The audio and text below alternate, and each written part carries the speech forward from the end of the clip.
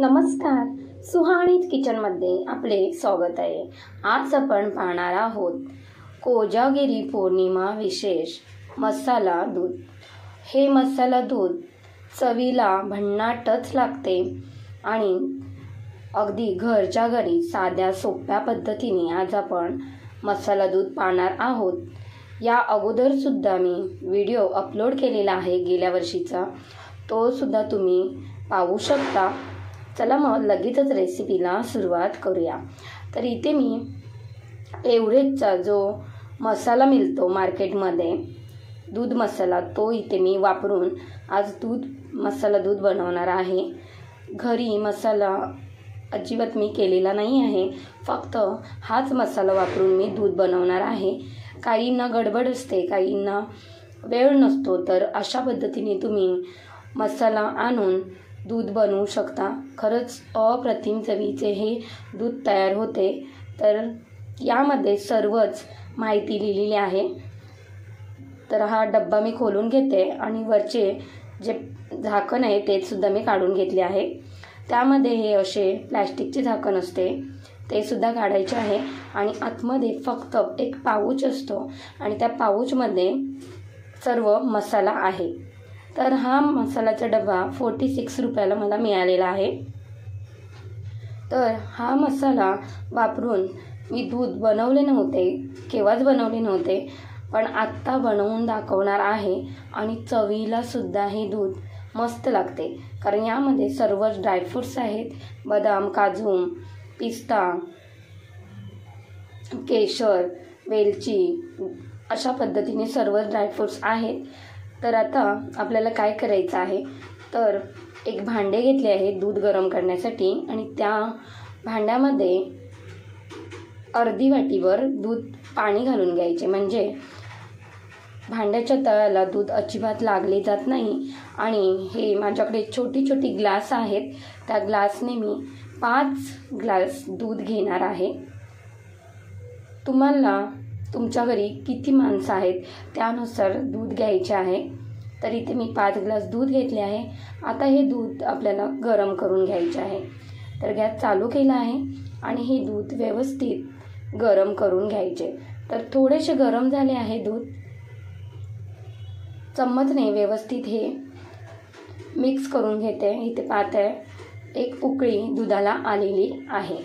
आता यामध्ये आपल्याला घालायचा आहे मसाला। तर त्यामध्ये दिलेले आहे 2 कप दुधासाठी अर्धा चम्मच मसाला घालायचा आहे। तर इथे मी 2 चम्मच मसाला घालून घेतला आहे 5 ग्लासांसाठी।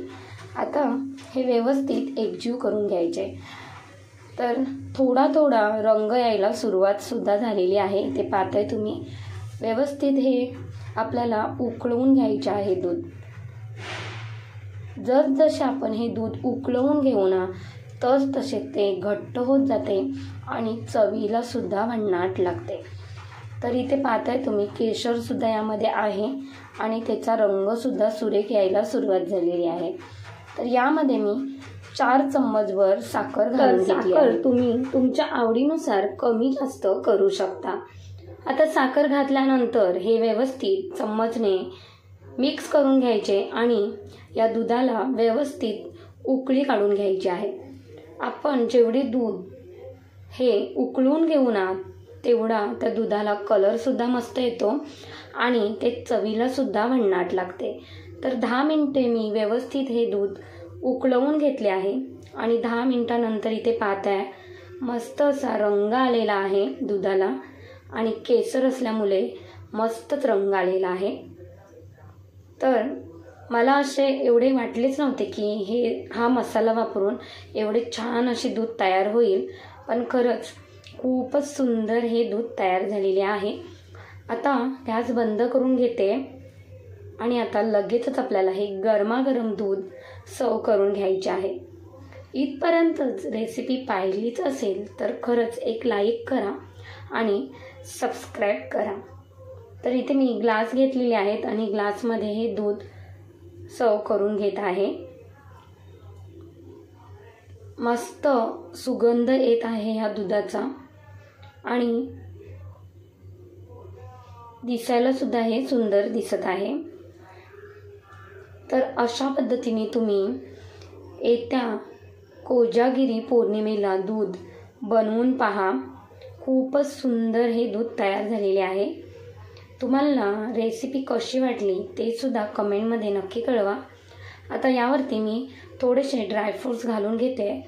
तुम्ही तुमच्या आवडीनुसार इथे ड्रायफ्रूट्स घालू शकता किंवा तुम्ही स्किपसुद्धा करू शकता. तुम्हाला रेसिपी कशी वाटली ते सुद्धा कमेंटमध्ये नक्की कळवा.